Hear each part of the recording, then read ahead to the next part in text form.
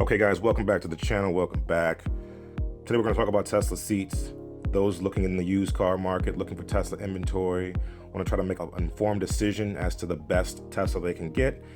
Definitely take a look at this guide, definitely pass this guide along because we're going to give you some insights into the evolution of the Tesla seats so you can understand which seats were run when, what they look like, the pros and cons of each, so on and so forth. But before we get into that, if you or anyone you know is looking to buy a Model S, a Model X, or Performance Model 3, make sure you use that referral code or pass that referral code on to your friends or your family so they can get free unlimited supercharging for the life of their vehicle. Anyone using our link will be entered into a drawing to raffle off some cool prizes at the end of September as a token of our appreciation for using our link. Up first is Gen 1. These are the first production seats of the Model S. Their variations included standard leather, textile, and performance seats, which sported Alcantara bolsters and colored contrast piping. These also included a pocket in the front for storing cards, cash, etc. The problem with these seats is that the padding was skimp and became uncomfortable after prolonged periods of time. The bolsters were also not full enough to hold you in your seat without sliding around. The rear seats also had very small headrests, which provided great visibility, but no head support for the passengers tall enough to use them. Next up is Gen 2. These were upgrades to the Gen 1 seats and released late Q4 2014 as the standard seat, which featured slightly bigger bolsters and headrests. Variations included standard leather and textile. These two had the front pocket.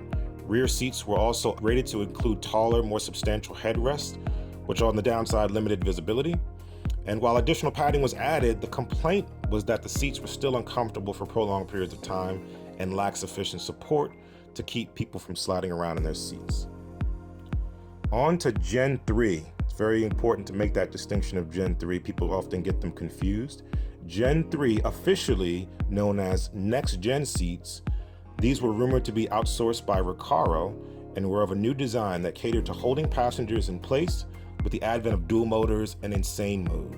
These seats had a flat yet plentiful headrest with a more sport-like bolster that really hugged you, really hugged you. These were initially exclusive to the performance model and included a matching rear seat with pronounced bolsters that clearly defined each individual seat. The rears were quickly discontinued, but the fronts became the new standard for all cars. The complaints of these seats included the tight hug around the ribs, which really didn't accommodate a wide variety of body types, as well as a general complaint of being uncomfortable for prolonged periods of time. Okay, last but not least, we're going to get to Gen 4, officially known as Tesla Premium seats. These were a completely new design by an unknown manufacturer whom Tesla acquired to bring production in-house. This new design sought to be the happy medium between Gen 2 and Gen 3 with a more plush foam, broader support for the shoulders, and bolsters that were snug but more forgiving and could accommodate a wider range of body types. These seats also featured an adjustable headrest. Variations included a standard leather-like material. This is where Tesla sort of veered off away from using real leather, in both white and black, textile, and two performance variations that were perforated and ventilated in the front. The first iteration were the ones that were going out with the Model X, Performance Model X, or Founders Model X, which were white and perforated.